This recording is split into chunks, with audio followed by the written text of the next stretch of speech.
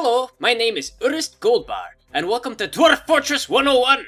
I hope everyone likes the title card, because I drew it myself. I'm what you might call a dabbling digital engraver. Now then, I know that some of you are probably thinking to yourself, Urist, why should I play Dwarf Fortress? What's in it for me? And to that I respond, get out and go to the website and download Dwarf Fortress! I mean, come on, the game is free, you might as well try new things. And if you followed that much of my advice, now you're probably thinking to yourself, alright, I done it, but now what in the heck is going on with all this? And a good question that, because as fun as the game is, it's also flagrantly inaccessible. The graphics are all ASCII text, so you can't even tell what you're looking at, and it operates in 3 dimensions, so you won't even be able to visualize mentally what you're doing. That's before we get into the subtle stuff, like making your dwarves survive for longer than a fortnight. Oh wait, no, that's not subtle. What I meant was building a hospital that can handle all the thousands of different injuries your dwarves are gonna experience. Yeah, that one's a bit more complicated, but let's back up to that first one. Welcome to Dwarf Fortress 101, Basic Survival. When you first boot up Dwarf Fortress, go into Fortress mode and create a new world. You'll be prompted with some stuff, but it doesn't really matter what you choose because you don't know what you're looking at yet, so just go with the defaults. You'll be fine, I can be trusted. Just let the game go through its thing, or stop it whenever you're ready, and eventually, it'll let you embark some settlers somewhere. That's where your lesson is gonna start off with me. So what you'll see on my screen here in 1 second is a world that's already been generated. Your cursor is that little flashing X down there in the middle, and what you're looking for is displayed on the right hand side of the screen. What you want to find is a place, not in the ocean, that has the following things from most important to least important. No aquifer! Ever! Forest, shallow metals, deep metals, flagstone, and soil. Once you've found a spot that has a number of those, hit E to embark. If you chose a place with an aquifer, just turn off the video now. I'm not gonna teach you if you don't want to learn. Now you can choose to customize your supplies and your dwarfs, but we're not gonna go over that now, because it's too much detail at the beginner level, and you'll be perfectly fine with the default embark. But for those of you who are really advanced, I brought turkeys. A brief stint on an evil glacier taught me to think of the damn things as invaluable. Oh, by the way, when you're beginning, don't start someplace labeled as terrifying, haunted, or sinister. Oh well, it's too late now. Just hope the dead don't rise from their graves. When you're ready, hit E to embark and then you'll come to this screen. Welcome to AeroSense for this tutorial. Strike the Earth! Being new, the game will drop you off on top of a lot of symbols you don't recognize, and of course for my luck the place is frozen over! You can have a look around using the arrow keys, but for now let's focus on what's right in front of us. Let's zoom in down close here and oh look at that, they're little dwarven faces! Those little smiling guys are dwarfs. The H is a horse. The T's are turkeys. You may not embark with those because they're not on the default. These uppercase O's and these big chunks of uppercase O, those are trees. Very important for lumber. These little blue patches are ice, which, unless it warms up, is completely useless. Alright, that's everything. No more questions, we all know what everything is. But by gold, I think I'm gonna be nauseous. I just caught sight of the menu. Lucky for you, we're not gonna try to go over what all this means today. For now, we're gonna stick to basics, and it doesn't get more basic for a dwarf than digging. To do that, hit D for designation. I hope you love menus, because that brings up the designation menu. There's a lot of things you can designate your miners to do, but for now we're just gonna D for dig. Select whatever area you want to dig out of the side of this hill, then hit H for hit the earth. The technical word is channeling. Digging is horizontal, it only works on this layer, whereas channeling is vertical. It'll get you down to the lower levels. To switch between upper and lower levels, use the greater than and less than keys. It may take your brain a little while to get used to digging in 3 dimensions, so you don't have to dig down to start off, but if you don't, you're not much of a dwarf. But remember, channeling is just digging a hole, so if you dig a hole 10 squares down, how do you plan to climb back up? If you've done that, go ahead and go to the designation menu and use the I key to dig a stairwell back up to the surface. There's nothing to be ashamed of. We've all done it once or twice, lost all our miners in a lava pool. It's perfectly normal. Takes a while to replace the lads though. Anyway, go ahead and plan out an area and leave some space underground for living quarters. Your miners will go at the earth like only dwarfs can. So while we're waiting for them to work, let's find something for these other lazy good-for-nothings to do. Hit P to open up the stockpile menu, then press W to select wood. Use your cursor to lay out an area, and that's where your dwarves will put wood. It doesn't have to be a large area, because this is going to be temporary. Now, hit D for designation, and T for chop trees! Using the cursor, pick out some trees that you particularly hate and tell the dwarves to chop them down. And about now you're gonna realise that your dwarves aren't doing what you told them to! It's because each dwarf has a particular job that they feel they can do, and if they don't think they can chop trees, they won't even try.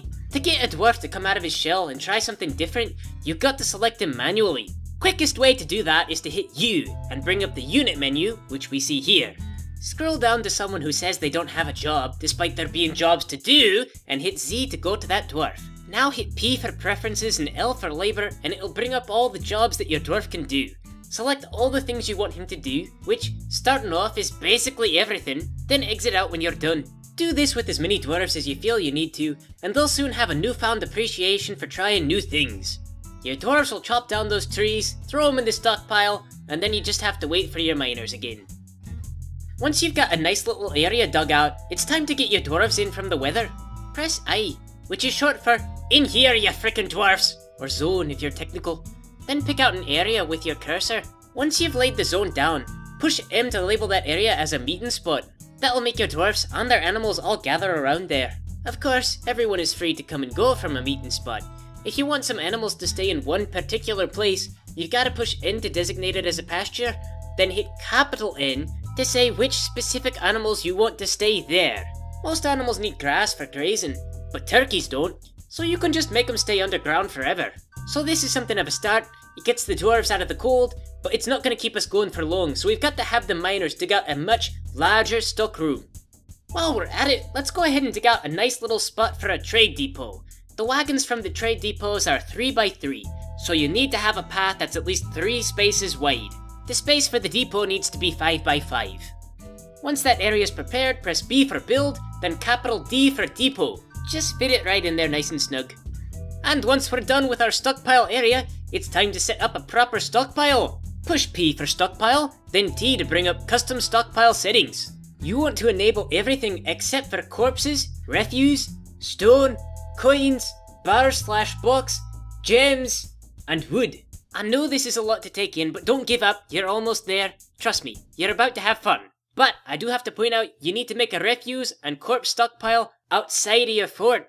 Put it somewhere where it's not going to bother your dwarfs.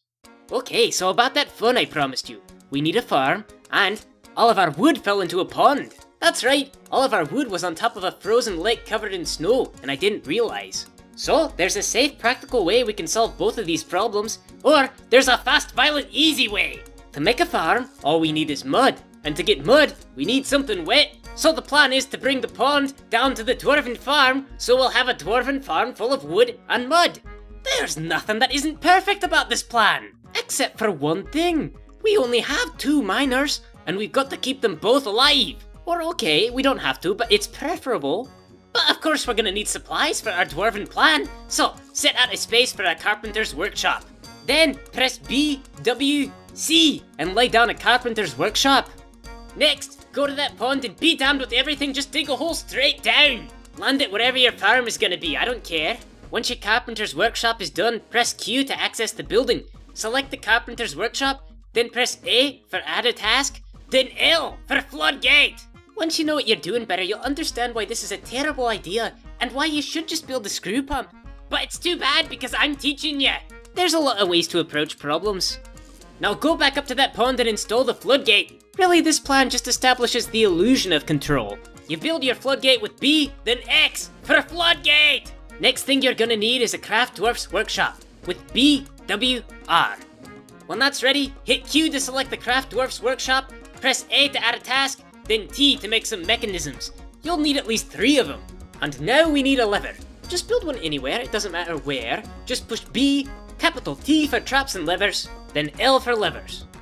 When that's built, it's time to link that lever to a floodgate. Push Q to select the lever, A to add a task, and F to link to a floodgate. It'll take you to the only floodgate you have, and there you go. After that, tell your dwarves to dig a hole, and now everything will be in place. Next time you pull that lever, that whole pond and everything in it will come crashing down on your farm, just like I planned. Now, if you know what you're doing, you might have a way that's faster, or maybe safer, but my way got the lumber down closer to the stockpile, so I beat you there. Once the water thins out a bit, you can build a farm where you made your mess. To do so, push B, then P. Spread that farm out as large as you feel like, Big is good. And let them get to work. When it's built, select that farm with Q just like the other buildings, then go through the seasons using A, B, C, and D, and select plump helmets for every single season. A bunch of these crops aren't even food, just do plump helmets. And one last thing, go to BWL and build yourself a still so you can brew yourself up some tasty alcohol. Your dwarves can survive on it exclusively to water, and if they don't have it, they get sluggish and unhappy. And that's it! It may not be comfortable, but at least your dwarves can survive like this for a while. You're officially established. The rest is really up to your playstyle, but I'll come back with another video to teach you more about the game. Until then, best of luck, and remember, you can never delve too deep or too greedily.